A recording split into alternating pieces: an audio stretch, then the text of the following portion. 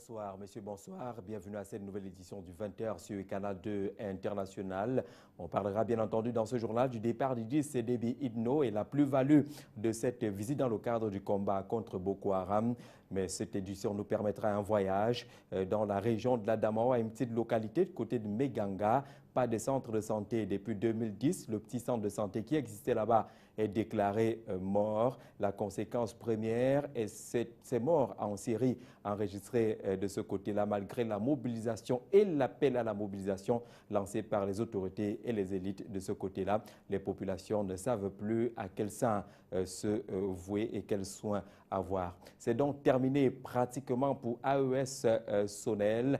Actis Énergie est arrivé au Cameroun. La signature de convention vient d'avoir lieu à Yaoundé entre les différents représentants de ces structures et le ministre de l'Eau et de l'Énergie, Basil Atandakuna, qui s'exprimera d'ailleurs dans ce journal. AES Sonel, les Américains s'en vont après plus de 10 ans de concession au Cameroun. Et puis on vous donnera des nouvelles fraîches de la tanière des Lions Indomptables. La première mesure prise par Volker Finke, c'est d'éloigner les médias de l'équipe nationale du Cameroun. Mais à l'immédiat, on peut déjà vous proposer le programme intégral de cette phase de préparation de l'équipe nationale du Cameroun. Mesdames, Messieurs, voilà pour la vitrine de votre journal.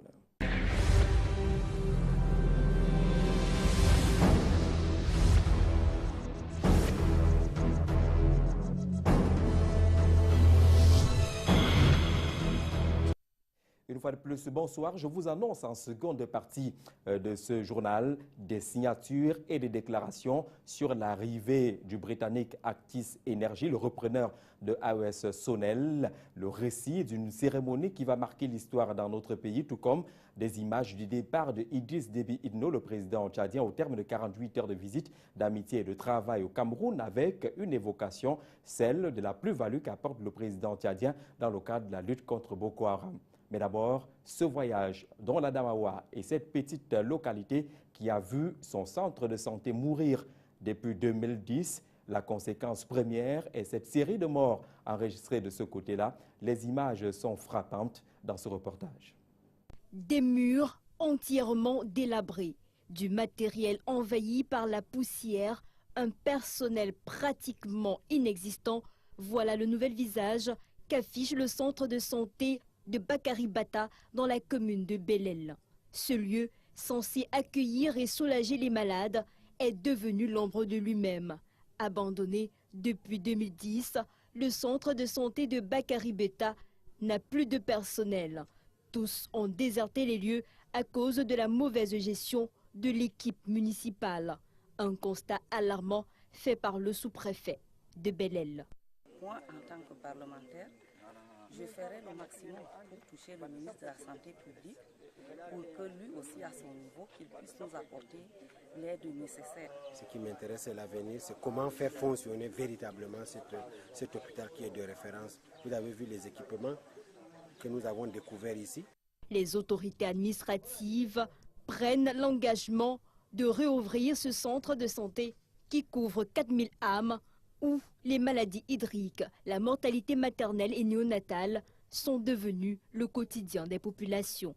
Le début d'un processus de réhabilitation et de réveil de cette infrastructure majeure, de cet hôpital flambant neuf à l'époque de 2004, mais qui bénéficie également du matériel de dernier cri, mais qui malheureusement n'a jamais été véritablement exploité.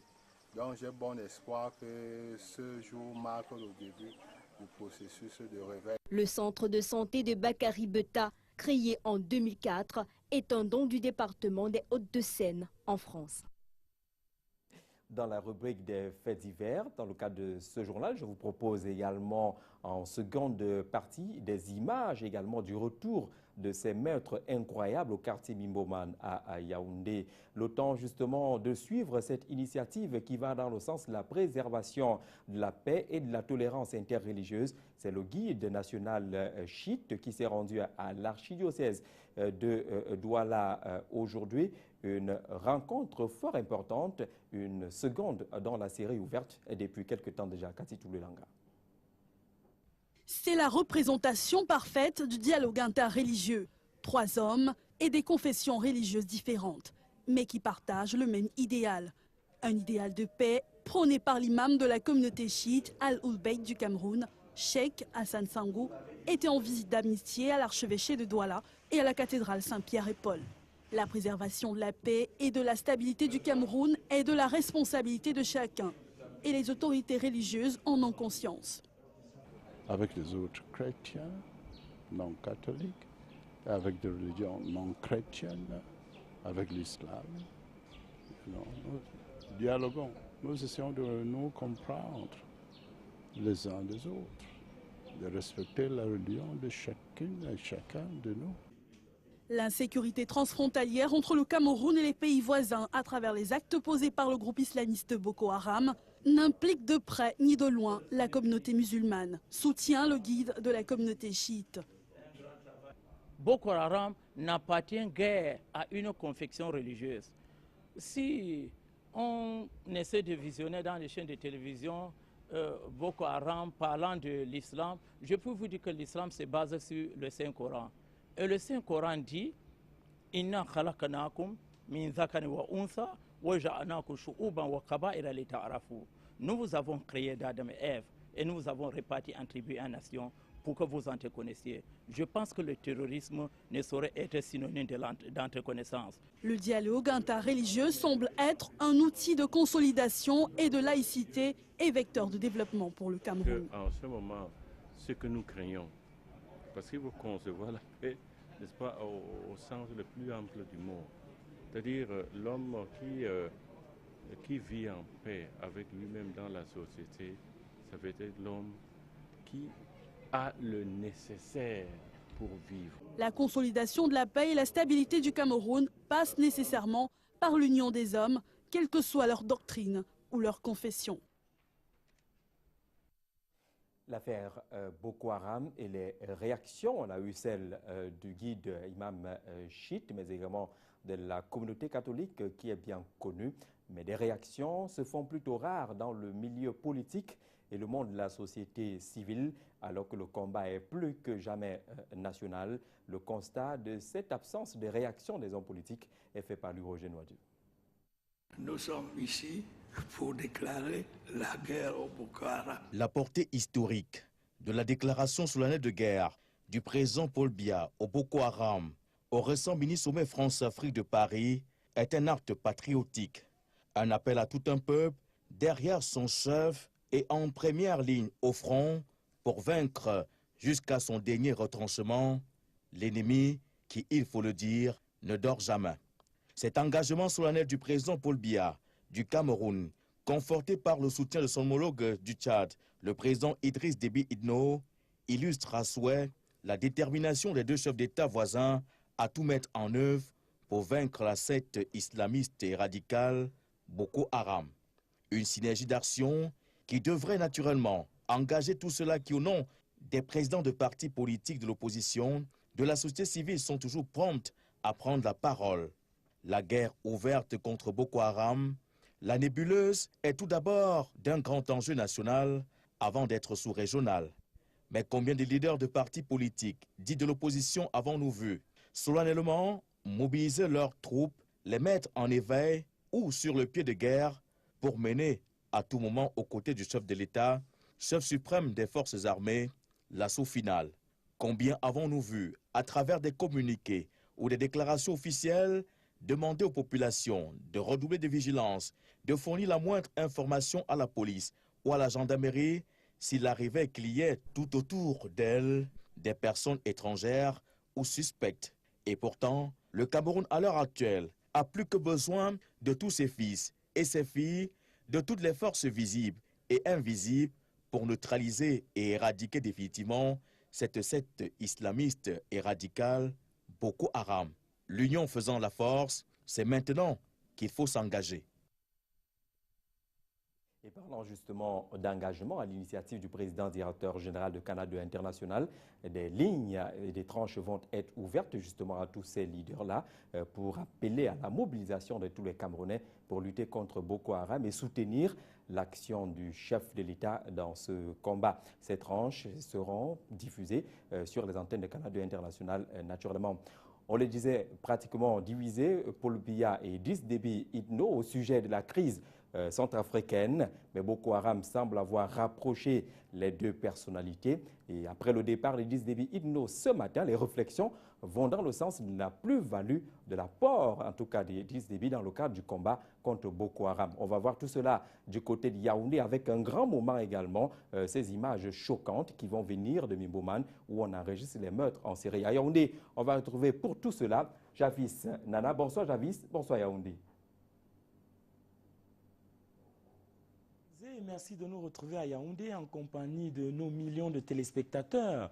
Vous avez bien fait de dire que c'était un grand moment de communion entre le président de la République, Paul Biya, et Idriss Déby Itno, le président tchadien, qui a quitté Yaoundé ce matin après 2 jours d'une visite de travail et d'amitié avec ce qu'on peut retenir comme grande leçon.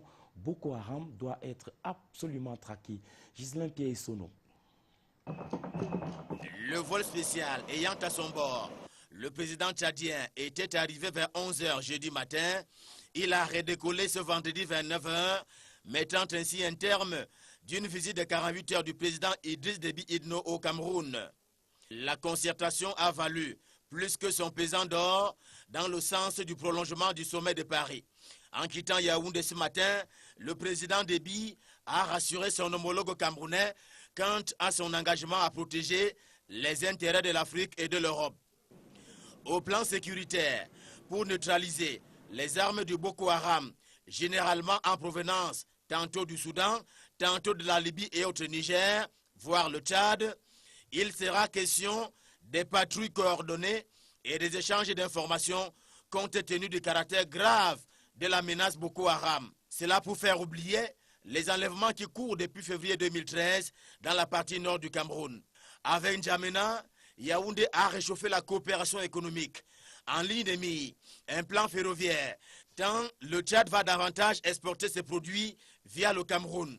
Encore que le pipeline liant les deux pays reste jusqu'ici le plus grand investissement en Afrique subsaharienne.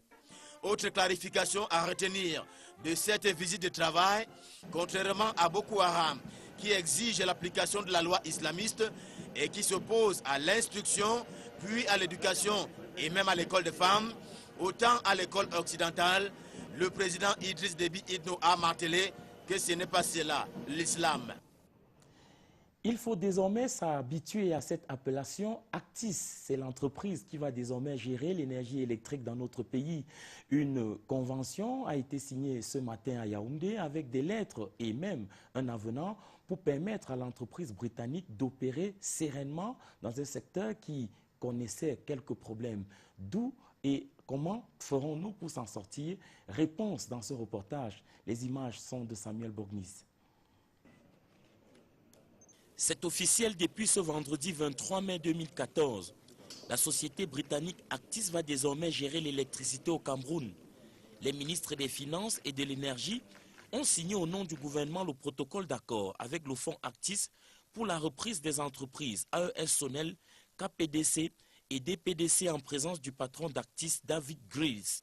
Cela marque un tournant décisif dans le programme de production et de distribution de l'énergie dans notre pays, où la demande augmente de 6 à 7% tous les ans. Il y aura donc un closing, le closing de l'opération de cession des actifs. Ce que je voudrais surtout dire, c'est que Actis Energy a accepté de se subroger aux obligations de AS Corporation. Après avoir acheté la majorité des parts des 3 entités du secteur de l'énergie au Cameroun, c'était au géant américain pour un montant de 110 milliards de francs CFA.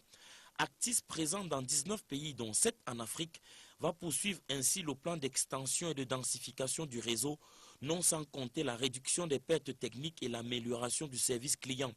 Actis Énergie, à travers son triptyque audace, engagement et innovation, voit le défi possible à relever. Nous voudrons vous rassurer que nous allons progressivement changer avec succès cet environnement camerounais. C'est ce que nous avons fait en Ouganda. AES s'en va, Actis arrive. Aucun employé ne sera licencié sur la base d'un accord entre le gouvernement et le repreneur. L'autre bonne nouvelle, c'est que l'entreprise vieille de 60 ans accorde 5% de son capital aux employés. L'avenir se dessine à Actis sans étincelle. Allons à la découverte de cette discipline scientifique qui s'appelle l'orthopédie. C'est un moment particulier pour ceux qui scrutent les milieux hospitaliers, notamment à l'hôpital central ici à Yaoundé. Et chose curieuse, c'est un constat de notre reporter, il y a un seul spécialiste qui est camerounais et qui s'occupe du Cameroun et même de la sous-région. Alain Ebel Olinga et Luc Mvondo. À la découverte de l'orthopédie, cette discipline de la médecine peu connue par son nom, mais bien présente dans la vie des Camerounais. Non, du point de vue de la santé publique, c'est le deuxième problème de santé le plus important. Après tout ce qui est infection, si on prend le palu, le sida, tout ça passe d'abord avant. Après ça, c'est l'orthopédie, traumatologie. Il peut se discuter dans la deuxième place avec les maladies cardiovasculaires et les AVC. Les médecins des os endommagés, puisqu'il s'agit bien d'eux, sont sollicités au quotidien, surtout avec la recrudescence des accidents de la route, les mototaxis en premier. Toutefois, si les sollicitations sont si nombreuses dans la société, les orthopédistes sont peu nombreux. Il faut dire qu'un service vraiment spécialisé pour ça, l'unique de ce pays est celui-ci. Mais beaucoup d'autres services pratiquent ça. Donc il y a des services à Douala, à la Cantine, à l'hôpital général, et même ici à l'hôpital général au CHU, qui font ça avec les gens plus ou moins spécialisés. La discipline est tout à la fois élitiste, tant le chemin pour y arriver n'est pas aisé. En termes de spécialistes, à vrai dire, sortis d'école au Cameroun, il n'y en a que 20. Il y en a 12 autres qui sont en formation, 108 à l'intérieur, 4 à l'extérieur. Et donc, on va dire que nous avons, même si nous ne sommes pas le dernier pays, parce qu'il y en a qui sont derrière nous, beaucoup d'ailleurs. L'unique agrégé en orthopédie au Cameroun et dans la sous-région Afrique centrale consacre plus de temps à la formation. L'urgence de la survie du métier exige. Yaoundé a peur et c'est encore le quartier Mimboman dans le 4e arrondissement qui est au devant de la scène avec une série de meurtres. Jeunes dames et fœtus se retrouvent ainsi dans la rue jetés par des individus que recherchent la gendarmerie et la police. Ça fera mal parce qu'il s'agit des décès. Jackson Bozo était sur le chemin avec Francis Ngemnan.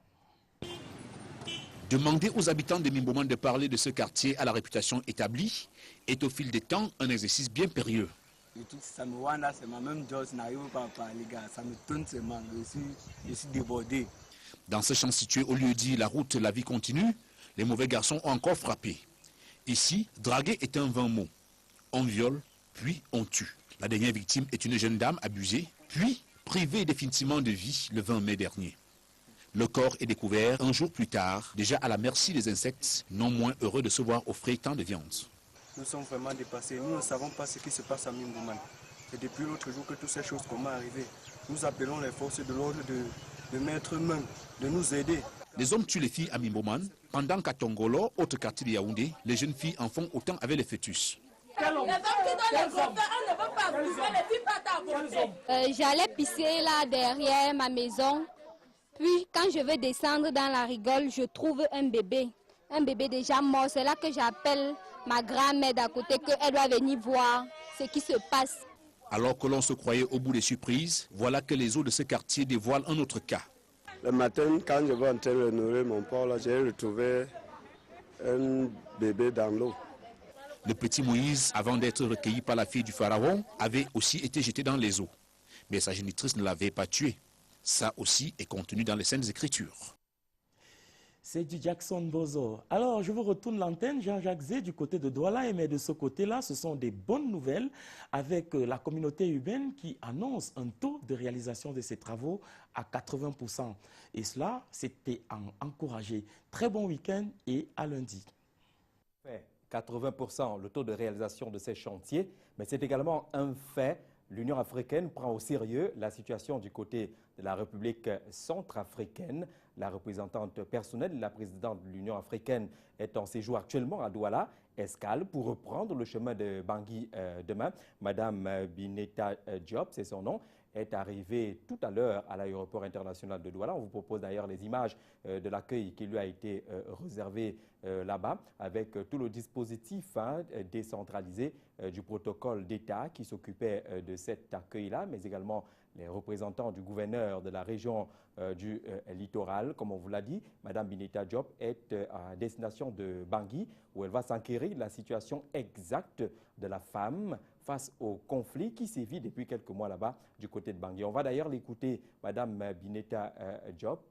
On va l'écouter au micro de Marius Kossou. Elle va nous restituer en tout cas ce déplacement vers la République centrafricaine, le temps de regarder encore ces images de l'accueil à l'aéroport international de Douala. C'était il y a quelques minutes seulement. Elle va donc passer la nuit à Douala avant de prendre la direction de Bangui. Des Nations Unies, ONU Femmes. Et en tant qu'envoyée spéciale et la directrice exécutive, nous avons jugé nécessaire d'aller premièrement en solidarité. Je pense qu'il était important, comme on dit chez nous, quand votre voisin, et comme vous le voyez, la directrice est également une Africaine, et que quand votre voisin a un conflit de cette importance, ce serait important pour que nous allions pour voir déjà les femmes qui sont meurtries par ce conflit et leur témoigner toute notre solidarité. Je crois que ce serait très important pour que les deux institutions puissent le faire. C'est la première chose. La deuxième chose, c'est aussi que les femmes qui sont meurtries, les femmes qui sont à la base, les femmes qui... et de les écouter pour voir quelles sont les solutions de réconciliation. Parce qu'on voit que ce pays actuellement est réellement ravagé par un conflit. Elle n'aura peut-être pas le temps de regarder se transformer la ville de Douala avec le taux de réalisation des chantiers de réhabilitation des différentes routes. Le taux a essentiellement augmenté de 20% il y a de cela quelques jours. On est pratiquement rendu à 80% aujourd'hui. On parle d'un montant d'1 milliard de francs CFA pour la réalisation de ces travaux. Lille Pujou. Pas un pas dans la ville de Douala sans apercevoir des engins qui tournent à longueur de journée. Des hommes creusent en n'en plus finir. La ville de Douala a engagé de nombreux travaux dans les coins et recoins de la cité économique. À ce jour, l'état d'avancement des travaux est relativement satisfaisant. Le relativement est mis là parce que la météo ces derniers temps ne permet pas, en pleine saison sèche, la progression normale des travaux dans certains sites particuliers. Autre facteur de ce retard, dans l'évolution des chantiers, la partie réservée aux concessionnaires. L'IAES Sonel Camtel procède au déplacement des poteaux, c'est-à-dire le déplacement des réseaux pour que les ingénieurs aient le champ libre. Pour d'autres axes encore ignorés, notamment ceux de Douala, 2e, 4e, 1er et autres, les travaux vont démarrer incessamment et cela nécessite un investissement de près d'1 milliard de francs CFA.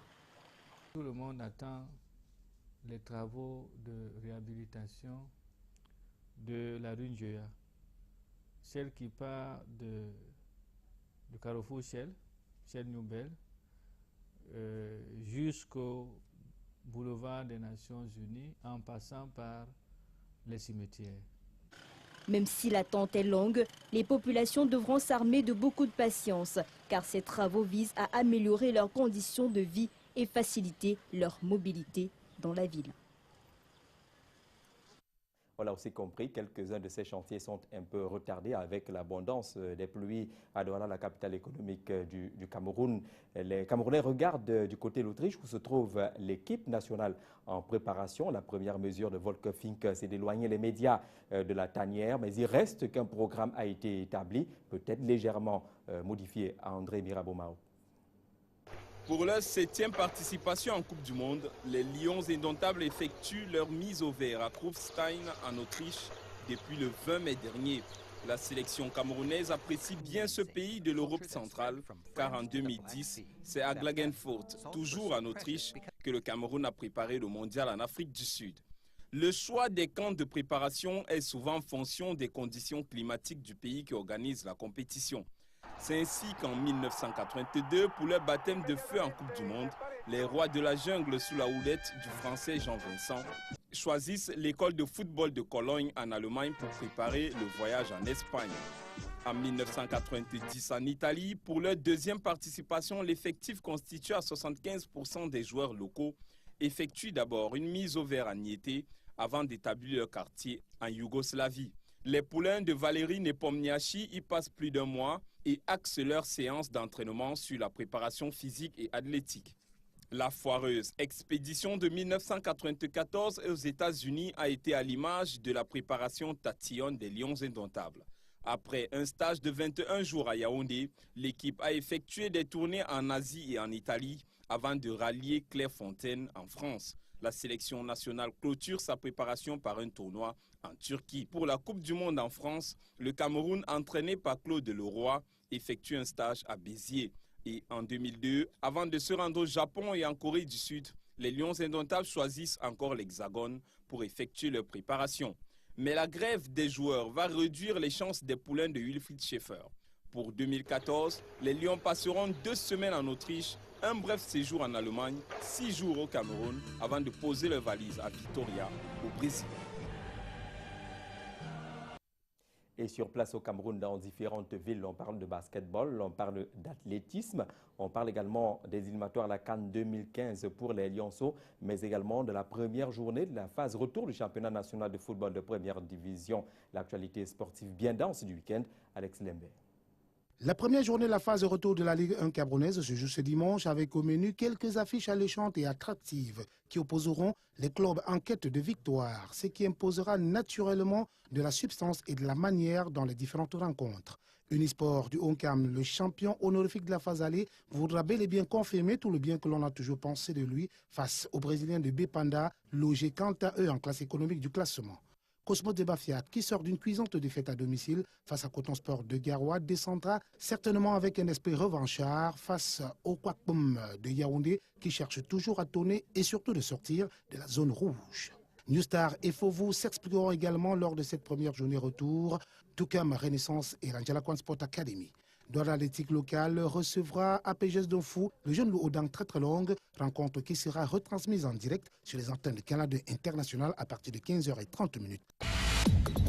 Toujours en football, c'est ce dimanche que les Lions juniors descendent dans l'arène au stade Omnisport Amadou Ahidjo de Yaoundé face au Burundais. C'est à la faveur des éliminatoires retour de la Coupe d'Afrique des Nations juniors prévu au Sénégal en 2015. Rappelons qu'au match aller, les poulains du coach Aboubakar s'étaient défaits de l'équipe burundaise sur le plus petit des scores, à savoir 1-0. Comme pour dire qu'ils sont à 90 minutes de la Coupe d'Afrique des Nations sénégalaise. En basketball, les amoureux de la balle ovale seront également servis ce week-end avec des championnats nationaux dames et messieurs qui auront droit de citer à l'ouest du pays. Pendant que les dames croiseront le fer à Baganté, les messieurs quant à eux seront face à face à Bafoussam avec au menu 2 rencontres phares. All-Star qui jouera contre West Basket, le leader 100 secondes, et Nonem qui sera face à FAP de Yaoundé. Des véritables duels en perspective. Terminons avec l'athlétisme pour parler de la 3e journée du championnat national. Initialement prévu à Bafoussam, celui-ci va se dérouler finalement ce samedi et dimanche au stade Omnisport Amadou Ahidjo de Yaoundé avec au menu des courses rapides et de fond, des sauts horizontaux et verticaux, sans toutefois oublier des lancers, poids et javelot. Et en culture, on vous annonçait le jazz grandeur nature avec le Berkeley Jazz. Le show a tenu toutes ses promesses au temple du jazz ici à Douala. Le snack cabaret La Chaumière avec des artistes de renom venus des États-Unis. Un spectacle d'ailleurs organisé par l'ambassade des États-Unis au Cameroun. Voici une illustration de cette soirée.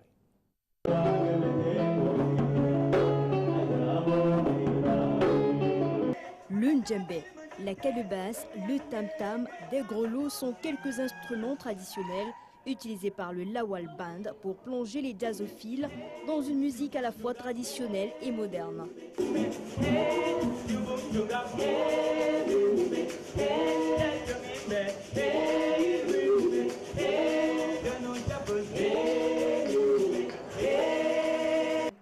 Nous sommes à la Chaumière Jazz Club à Bonapriso, Douala. La musique est profonde. Autre temps fort sur la scène, la prestation du Berklee College of Music des États-Unis d'Amérique dans un mélange de rock, pop, funk.